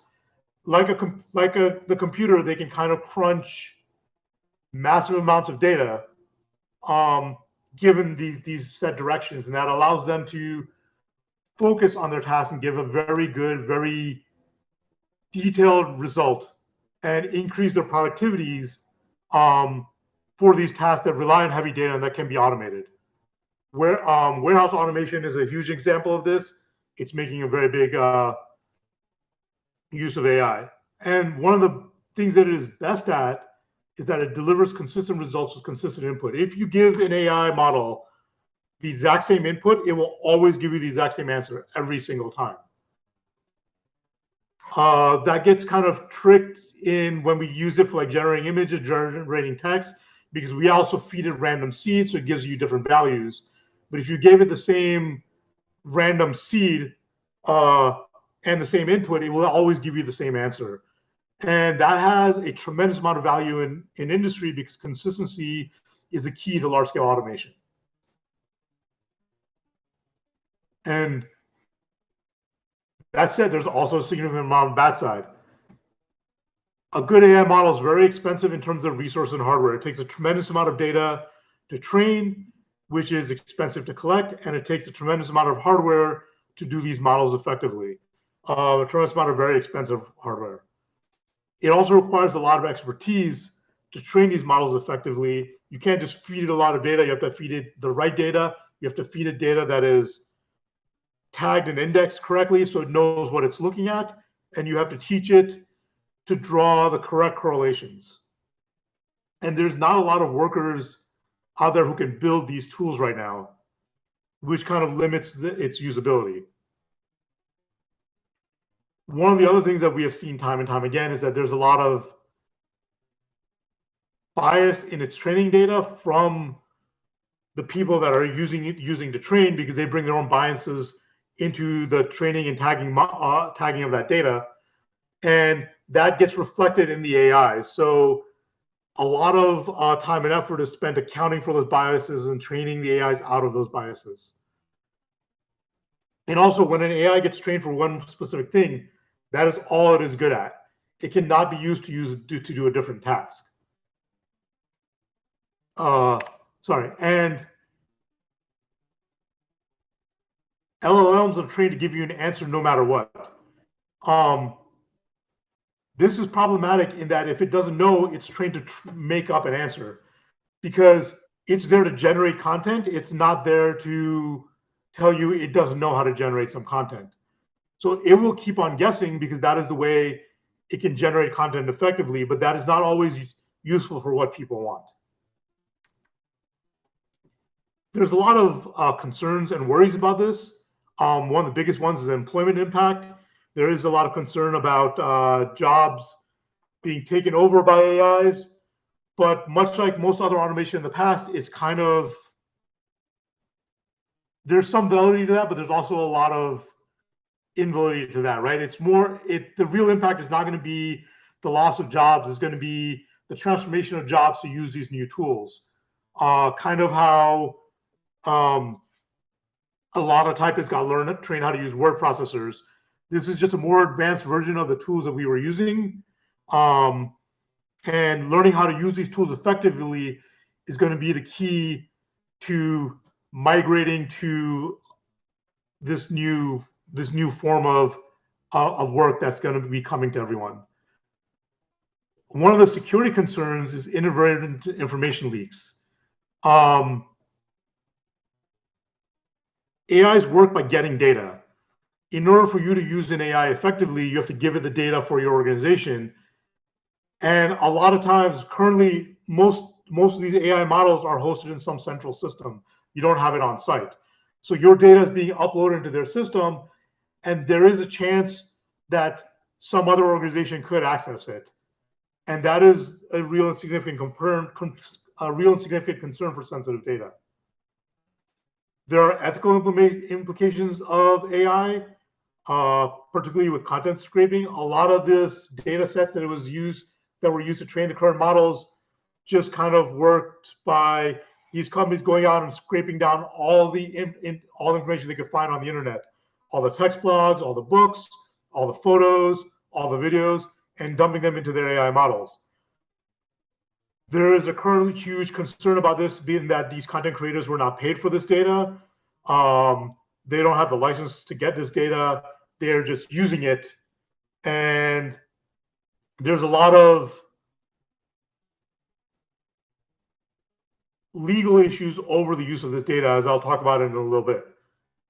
And also, this content creation is unvalidated. We've all seen images created about famous people online that do not represent what they actually did. It's just kind of done as a joke or as a misinformation campaign.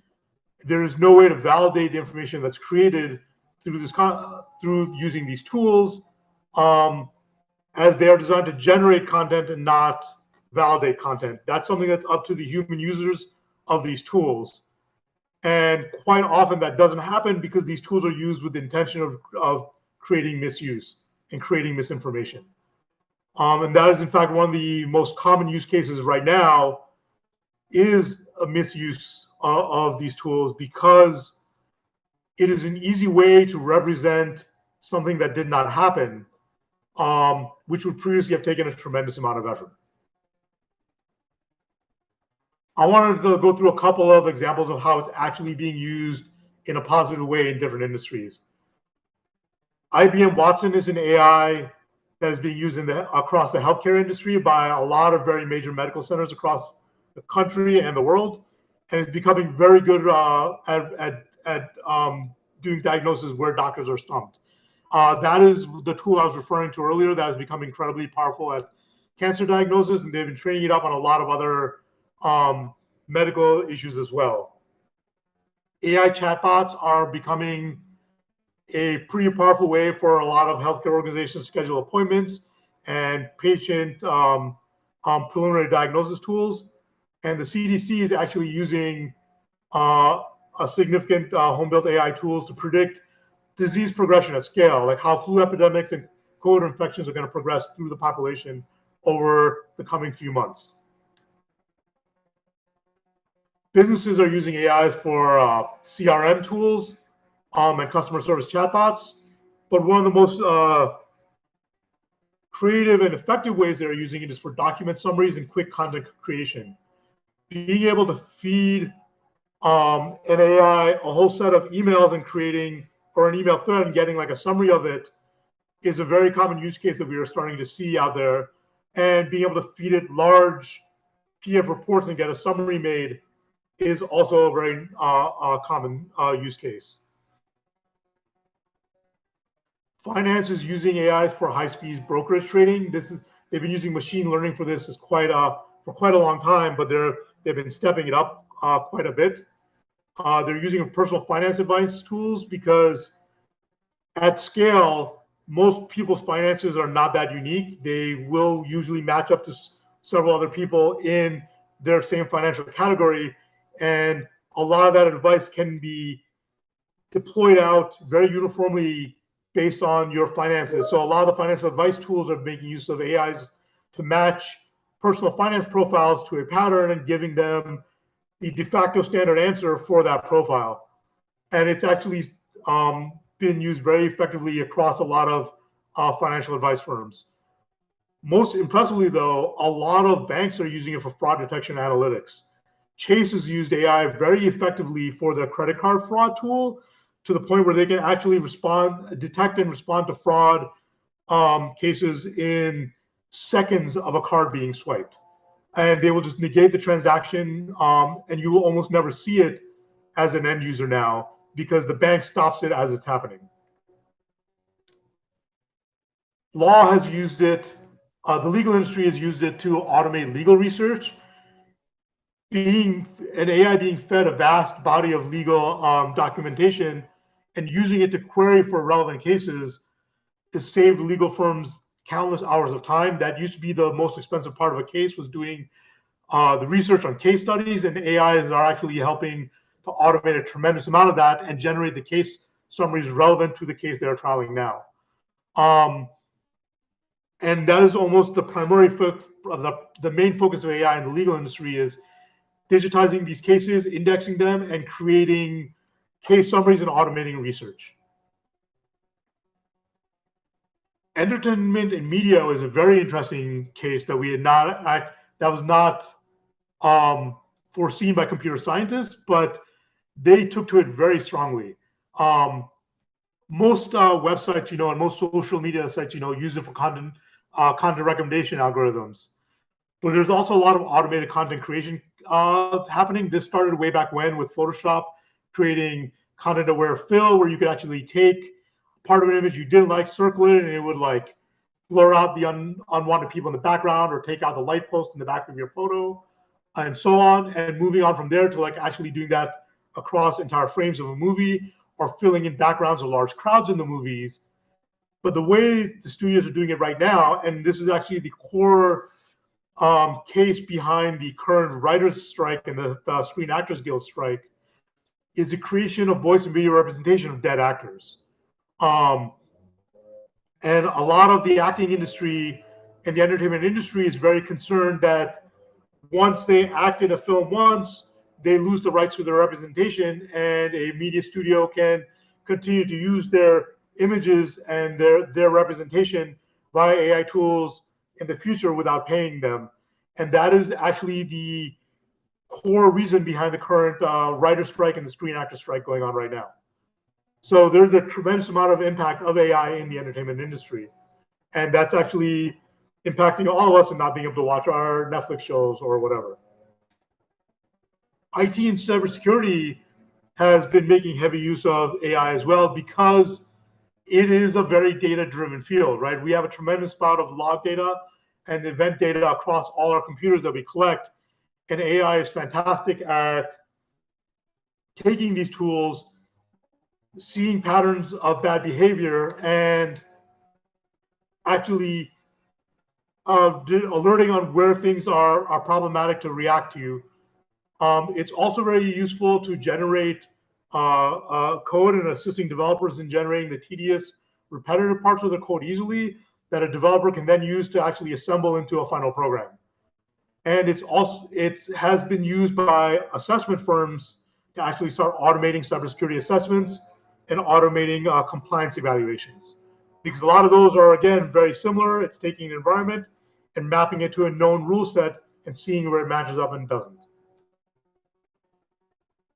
So I have a couple of slides here on how we can use it well. There's a couple of things to keep in mind. One is that we need to keep in mind what data we feed into it, especially if it's a non-local tool, and how that data could be impactful if it gets leaked or if it gets compromised or released to non-authorized entities. We can use it to do a lot of research and summarization, but we need to validate the content is created. And we need to keep in mind the implications of assisted content creation. There are certain legal situations where using an outside entity or an outside tool to create your presentation is very problematic. There's been several cases that have been lost recently because the legal arguments were created by an AI tool, and the law firm were forced to disclose that were actually dismissed from a case, and the judge actually dismissed the case as because an AI generated tool is not a valid or AI generated argument was not a valid argument to bring to that particular jurisdiction. So that is something to keep in mind as well. I have a couple of links here for further research. There's the federal government's put together AI.gov/AI use cases, where they've actually gone through and did a very detailed breakdown across all their agencies of how they're using AI generated tools across the board. And there's hundreds of use cases listed here that are worth digging through. And you're almost certainly likely to find something that is relevant to your agency. Relevant to that, there's the National AI Advisory Committee reports that talk about all their theoretical the industry studies on AI and their think tank reports on it. I highly recommend looking through this one. Rationales, Mechanisms, and Challenges to Regulating AI. It is very dense and very much focused on the legal and regulatory perspective, but is probably something that we're going to have to consider very strongly as a state. And for those that are involved with cybersecurity, this OWASP Top 10 for LLMs is a very well researched cybersecurity concerns for using AI in your environment. So yeah, thank you everyone. I'm sorry if that was kind of rushed. I was asked to keep it very high level, and I tried to the best I could for a fairly technical subject. Do you have any questions for me or anything you'd like me to dig into further for the future?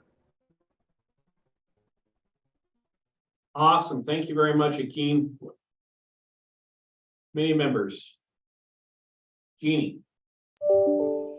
Akeem, Jeannie Freeman for the record. Thank you so much for the presentation. I have to admit, it boggles my brain to think about some of these things and just kind of how rapidly technology continues to evolve and so forth. You presented a lot of pros and you presented some of the concerns that sit with AI. I think we've heard some of the conversations nationally about the concerns associated with AI, but I guess I'm curious, like what you see, how I want to make sure that from an emergency management perspective, we're considering how we can get ahead of what those potential problems are rather than being reactionary, right? So leaning forward. Right now, I think my acronym library just grew by about 35 different acronyms. And so when I think about some of those things, just learning about it, like this is one of those elements where it's kind of giving us a heads up and so forth, but I don't know how to lean forward with some of this. And so I know that I have, I have my IT and I have those kinds of things, but I may not be that IT person, but my agency gets impacted. And so some of those dynamics that we think about, if you have any tips and tricks outside of like shutting down all my computers and all my technology and that type of stuff and burying my head in a hole, which is not going to happen. So just trying to think about how we can lean forward for those. Like I know the cyber world is kind of familiar, and so they lean forward and they understand that. But some of us other entities, like I'm public health, how do I be prepared so that I don't become the problem when it comes to, John Backetall's my new EM. I don't want to create a headache for him. I'm already enough of one. So yeah, I've actually been asked to put together another presentation specifically from the emergency management perspective related to AI. So I'm actually working on that as well. But I'm actually working with a couple of other folks across the state who are on the technical cybersecurity side and putting together kind of a more technical guidelines documentation that I'd be happy to share with your IT team when that's ready as well. I think there's a lot of there's a lot of concerns, and a lot of that stuff has made the news. So I didn't dig too deeply into that. I kind of posted the future research link just because people can dig into that as they want. I wanted to talk a little bit about how it can actually be used, so it's not all a gloom and doom presentation. But if your concern is public health, I'm happy to actually go through and dig in and put together a more detailed presentation just on the public health side of things as well. If that's something that you would like, or if you just like a report or whatever, there's a lot of information, a lot of detail out there, and I'm happy to dig in through it and make it more presentable for you. Thank you, Akeem. Jeannie Freeman for the record. I think I'll get together with some of my other public health partners across the state and see if this would be something that would be of interest to us as a whole, so that you're not spinning your wheels and doing it multiple times. I'm going to tell you now, at least for me, and consider me the lowest denominator in the room when it comes to public health, you're going to have to dumb it down for me to understand what it all looks like. But I'll reach out to you through other contacts, and I think I have some other partners that are actually on this call who can we can talk about it at some of our other things, because I think being ready for it is well, it's here, so I guess we're not ready for it. We just have to be able to get caught up to speed on it. Thank you. Awesome. Thanks, Jeannie. Anyone else with questions, comments, concerns for Akeem? These are the items that we can't let a failure to imagine get in our way. These are the things that all of us right now, I mean, Jeannie said it perfectly about racking our brain about this stuff, because I went to a Homeland Security Advisors meeting, and they had the Washington Homeland Security Advisor up on the set giving a press conference for an evacuation. And he was taken by surprise because he didn't do that press conference. But Centers for Homeland Defense and Security was able to actually use AI to make it look like he was delivering a press conference about a mandatory evacuation. That was when I went, oh, this could be bad for us, and we need to learn more about it. So the more that we can keep not having that failure to imagine and think about how this new technology works for us, but also what are the bad parts that we got to be concerned about. You know, we got to continue these discussions. So thank you so much, Akeem. Your knowledge in cybersecurity is unparalleled with anybody I've ever met. So keep up the good work, my friend. Thank you, and you're welcome. Okay, we'll move on to item number 12. If there's no more questions, comments for Akeem. Item number 12 is public comment, discussion only. No action may be taken on the matter raised on the item of this agenda until the matter itself has been specifically included on the agenda as an item upon which action may be taken. Public comments may be limited to 3 minutes per person at discretion of the chair. Comments will not be restricted based on viewpoint. To provide testimony, please dial in during this period of public comment via telephone. Please call in anytime after 12:30 the day of the meeting by dialing 1-669-219-2599. When prompted to provide a meeting ID, please enter 686-738-8625 and then press pound or the hashtag. When prompted for a participant ID, please press pound or the hashtag. When asked to provide public comment, please press *6 to unmute your phone and *6 again when your comments are complete. Please be advised that the YouTube stream will be between 60 and 90 seconds behind this live meeting. If you'd like to present public comment, please call on using the above number to hear the meeting live. Any public comment in Zoom world for us? No, Boyer, for the record. First of all, I think AI could generate that speech, and we could just play it before and after, right?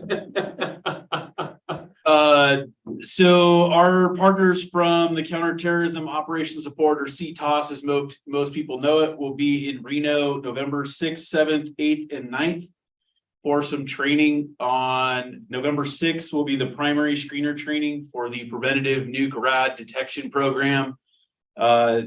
And then followed by the secondary screener on the 7th, 8th, and 9th. We'll be hosting that at the Regional Public Safety Training Center. I have 50 PRDs to push out into our community to be part of the Securing the Cities program. We're trying to get that class filled as much as we can. So if any of your workspace involves that PRD mission, please let me know so that we can get this pushed out. And if anybody wants information on it, please let me know. Awesome. And for the group, can you remind everyone what PRD stands for? Preventative nuke rad detection. Awesome. Thank you, sir. Any other public comment in Zoom world? Yeah, Akeem Patel for the record. Much like Dave asked me to put together this presentation for AI, if any of you have a request for like a briefing on some aspect of technology or cybersecurity as it impacts this committee, please feel free to reach out. I'm happy to do that for the future. Awesome. Thank you, sir. Any additional public comment in Zoom world? Okay, any public comment on the phone? Remember, if you're on the phone with us, you have to hit *6 to unmute yourself. And hearing none, I will move to agenda item number 13. This is the adjournment, discussion, possible action. Do we have a motion to adjourn? Jeannie Freeman for the record, so moved. Jeannie with the first. Do we have a second? Carrie Underwood for the record, second. Carrie Underwood with the second. Any discussion about who wants to stay longer? Okay, all those in favor of going home, say aye. Aye. Those who want to continue this meeting for an indefinite period of time, please say no. Thank you very much. Meeting adjourned. Great meeting, great discussion today.